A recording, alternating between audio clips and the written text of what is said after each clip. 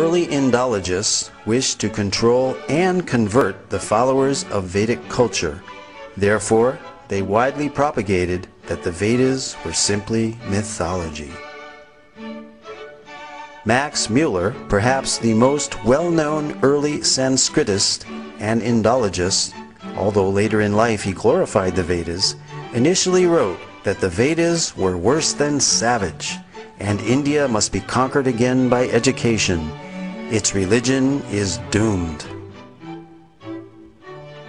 Thomas Macaulay, who introduced English education into India, wanted to make the residents into a race that was Indian in blood and color, but English in taste, in opinion, in morals, and in intellect. However, the German philosopher Arthur Schopenhauer stated that the Sanskrit understanding of these Indologists was like that of young schoolboys. These early Indologists devised the Aryan invasion theory, denying India's Vedic past. They taught that the English educational system is superior. They intentionally misinterpreted Sanskrit texts to make the Vedas look primitive. And they systematically tried to make Indians ashamed of their own culture. Thus, the actions of these Indologists seems to indicate that they were motivated by a racial bias. Innumerable archaeological findings and their analysis have recently brought the Aryan invasion theory into serious question. This theory is still taught as fact in many educational systems despite much contrary evidence. The Aryan invasion theory is that the Vedic Aryans entered India between 1500 and 1200 BCE. They conquered the native Dravidian culture by virtue of their superiority due to their horses and iron weapons. They imported the Vedic culture and its literatures. This Aryan invasion theory, however, deprives the inhabitants of India of their Vedic heritage.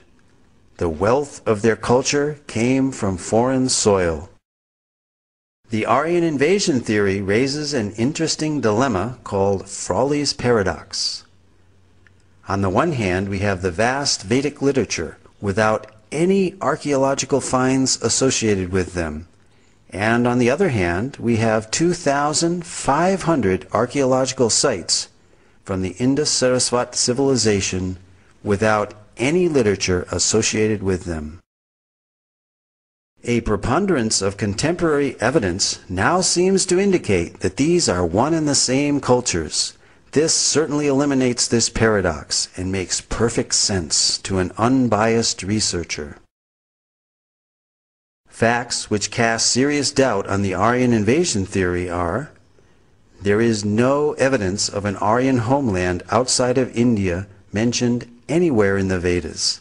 On the contrary, the Vedas speak of the mighty Saraswati River and other places indigenous to India. To date, no evidence for a foreign intrusion has been found, neither archaeological, linguistic, cultural, nor genetic. There are more than 2,500 archaeological sites, two-thirds of which are along the recently discovered dried-up Saraswati River bed. These sites show a cultural continuity with the Vedic literature from the early Harappan civilization up to the present-day India. Several independent studies of the drying up of the Saraswati riverbed all indicate the same time period of 1900 BCE. The significance of establishing this date for the drying up of the Saraswati River is that it pushes the date for the composition of the Rig Veda back to approximately 3000 BCE as enunciated by the Vedic literature itself. The late dating of the Vedic literatures by Indologists is based on speculated dates of 1500 BCE for the Aryan invasion and 1200 BCE for the Rig Veda, both now disproved by scientific evidence. Max Muller, the principal architect of the Aryan invasion theory, admitted the purely speculative nature of his Vedic chronology, and in his last work, published shortly before his death, The Six Systems of Indian Philosophy, he wrote, "Whatever may be the date of the Vedic hymns, whether 1500 or 15,000 BCE, they have their own unique place and stand by themselves in the literature of the world." It can be scientifically proven that the Vedic culture is indigenous through archaeology, the study of cultural continuity, by linguistic analysis, and genetic research. For example, the language and symbolism found on the Harappan seals are very Vedic. We find on these seals the Om symbol, the leaf of the Asvattha or holy banyan tree, as well as the swastika or sign of auspiciousness, mentioned throughout the Vedas. Om is mentioned in the Mundaka and Katha Upanishads, as well as the Bhagavad Gita. The holy Ashvattha tree is mentioned in the Aitareya and Satapatha Brahmanas, as well as the Taittiriya Samhita and Katyayana Smriti. The pictorial script of these Harappan seals has been deciphered as consistently Vedic and termed Proto-Brahmi as a pre-Sanskrit script. High-resolution satellite images have verified descriptions in the Rig Veda of the descent of the ancient Saraswati River from its source in the Himalayas to the Arabian Sea. Pure in her course from the mountains to the ocean, alone of streams, Saraswati hath listened. The mighty Saraswati River and its civilization are referred to in the Rig Veda more than 50 times, proving that the drying up of the Saraswati River was subsequent to the origin of the Rig Veda, pushing this date of origin further back into antiquity, casting further doubt on the imaginary date for the so-called Aryan invasion. This satellite image clearly shows the Indus-Saraswati River system extending from the Himalayas to the Arabian Sea. Here, the Indus River is on the left, outlined in blue, while the Saraswati River basin is outlined in green. The black dots are the many archaeological sites or previous settlements along the banks of the now dry Saraswati River. The drying up of the Saraswati River around 1900 BCE is confirmed archaeologically. Following major tectonic movements or plate shifts in the Earth's crust, the primary cause of this drying up was due to the capture of the Saraswati River's main tributaries, the Sutlej and the Drishtadyavati, by other rivers. Although early studies based on limited archaeological evidence produced contradictory conclusions, recent independent studies, such as that of archaeologist James Schaffer in 1993, showed no evidence of a foreign invasion in the Indus-Saraswati civilization and that a cultural continuity could be traced back for millennia. In other words, archaeology does not support the Aryan invasion theory. Marine archaeology has also been utilized in India off the coast of the ancient port city of Dwarka in Gujarat, uncovering further evidence in support of statements in the Vedic scriptures. An entire submerged city at Dwarka, the ancient port city of Lord Krishna, with its massive fort walls, piers, wharves, and jetty, has been found in the ocean as described in the Mahabharata and other Vedic literatures. This Sanskrit verse from the Moshila Parva of the Mahabharata describes the disappearance of the city of Dwarka into the sea. After all the people had set out, the ocean flooded Dwarka, which still teemed with wealth of every kind. Whatever portion of land was passed over, the ocean immediately flooded over with its waters. Dr. S.R. Rao, formerly of the Archaeological Survey of India, has pioneered marine archaeology in India. Marine archaeological findings seem to corroborate descriptions in the Mahabharata of Dwarka as a large, well-fortified, and prosperous port city, which was built on land reclaimed from the sea and later taken back by the sea. This lowering and raising of the sea level during these same time periods of the 15th and 16th centuries BCE is also documented in historical records of the country of Bahrain. Here is a glimpse of the massive Dwarka city wall. Among the extensive underwater discoveries were a large door socket and a bastion from the fort wall. 2 rock-cut slipways of varying width extending from the beach to the intertidal zone, a natural harbor, as well as a number of olden stone ship anchors were discovered, attesting to Dwarka being an ancient port city.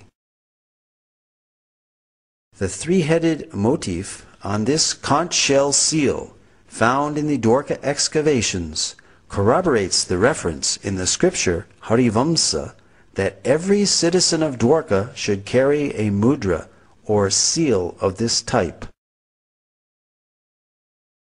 All these underwater excavations add further credibility to the validity of the historical statements found in the Vedic literatures. Apart from Dwarka, more than 35 sites in North India have yielded archaeological evidence and have been identified as ancient cities described in the Mahabharata.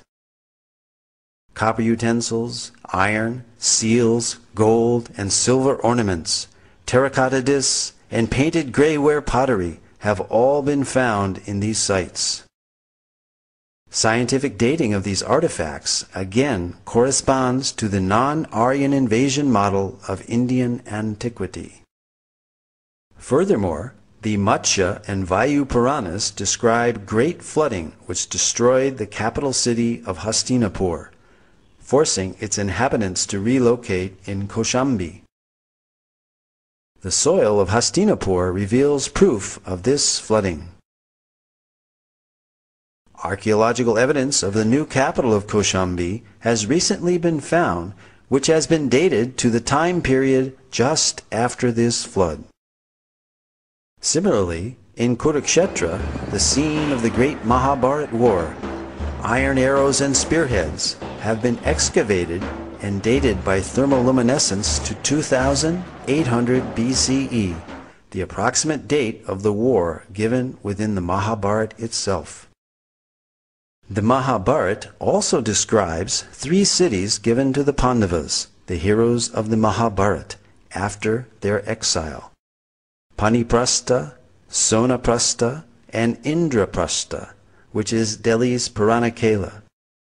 These sites have been identified and yielded pottery and antiquities which show a cultural consistency and dating consistent for the Mahabharata period, again verifying statements recorded in the Vedic literatures. Although early Indologists in their missionary zeal widely vilified the Vedas as primitive mythology, many of the world's greatest thinkers admired the Vedas as great repositories of advanced knowledge and high thinking. Arthur Schopenhauer, the famed German philosopher and writer, wrote that I encounter in the Vedas deep, original, lofty thoughts, suffused with a high and holy seriousness. The well-known early American writer Ralph Waldo Emerson read the Vedas daily. Emerson wrote, I owed a magnificent day to the Bhagavad Gita. Henry David Thoreau said, in the morning I bathe my intellect in the stupendous philosophy of the Bhagavad Gita, in comparison with which our modern world and its literature seems puny and trivial. So great were Emerson and Thoreau's appreciation of Vedantic literatures that they became known as the American Transcendentalists. Their writings contain many thoughts from Vedic philosophy. Other famous personalities who spoke of the greatness of the Vedas were Alfred North Whitehead, British mathematician, logician, and philosopher, who stated that Vedanta is the most impressive metaphysics the human mind has conceived. Julius Robert Oppenheimer, the principal developer of the atomic bomb, stated that the Vedas are the greatest privilege of this century. During the explosion of the first atomic bomb, Oppenheimer quoted several Bhagavad Gita verses from the 11th chapter, such as, "Death I am, cause of destruction of the worlds." When Oppenheimer was asked if this is the first nuclear explosion, he significantly replied, "Yes," in modern times, implying that ancient nuclear explosions may have previously occurred. Lin Yutang, Chinese scholar and author, wrote, "India was China's teacher in trigonometry, quadratic equations, grammar, phonetics, and so forth." Francis Voltaire stated, "Everything has come down to us from the banks of the Ganges." From these statements we see that many renowned intellectuals believed that the origin of scientific thought was the Vedas. The Vedic literatures contain descriptions of advanced scientific techniques, sometimes even more sophisticated than those used in our modern technological world. Modern metallurgists have not been able to produce iron of comparable quality to the 22-foot-high Iron Pillar of Delhi, which is the largest hand-forged block of iron from antiquity. This pillar stands as mute testimony to the highly advanced scientific knowledge of metallurgy that was known in ancient India. Cast in approximately the 3rd century BCE, the 6.5-ton pillar, over 2 millennia, has resisted all rust and even a direct hit by the artillery of the invading army of Nadir Shah during his sacking of Delhi in 1737. Vedic cosmology is yet another ancient Vedic science which can be confirmed by modern scientific findings, and this is acknowledged by well-known scientists and authors such as Carl Sagan and Count Maurice Maeterlinck, who recognized that the cosmology of the Vedas closely parallels modern scientific findings. Carl Sagan stated, "Vedic cosmology is the only one in which the time scales correspond to those of modern scientific cosmology." Nobel laureate Count Maurice Maeterlinck wrote of a cosmogony which no European conception has ever surpassed. French astronomer Jean-Claude Bailly corroborated the antiquity and accuracy of the Vedic astronomical measurements as more ancient than those of the Greeks or Egyptians, and that the movements of the stars calculated 4,500 years ago does not differ by a minute from the tables of today. The 90-foot-tall astronomical instrument known as Samrat Yantra, built by the learned king Suwai Jai Singh of Jaipur, measures time to within 2 seconds per day.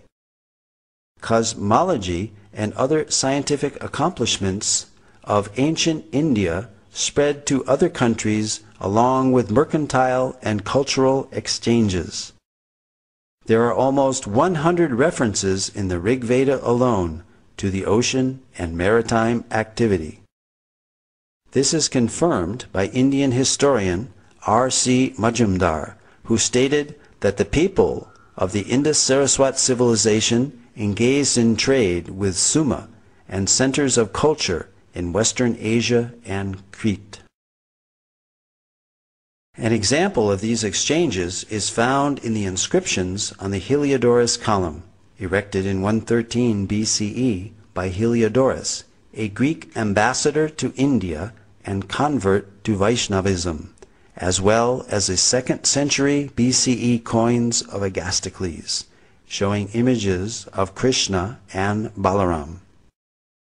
These artifacts stand testimony that Sanatana Dharma predates Christianity. This also confirms the link between India and other ancient civilizations such as Greece, and shows that there was a continuous exchange of culture, philosophy, and scientific knowledge between India and other countries. Indeed, the Greeks learned many wonderful things from India. Voltaire, the famous French writer and philosopher, stated, "Pythagoras went to the Ganges to learn geometry."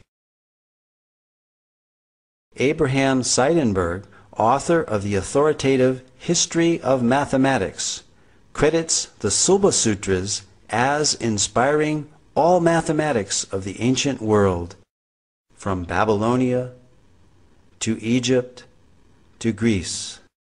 As Voltaire and Seidenberg have stated, many highly significant mathematical concepts have come from the Vedic culture, such as the theorem bearing the name of the Greek mathematician Pythagoras is found in the Shatapatha Brahmana, as well as the Sulba Sutra, the Indian mathematical treatise written centuries before Pythagoras was born.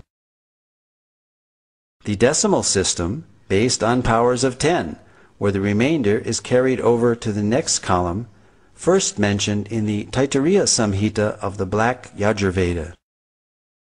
The introduction of 0 as both a numerical value and a place marker. The concept of infinity. The binary number system, essential for computers, was used in Vedic verse meters. A hashing technique similar to that used by modern search algorithms such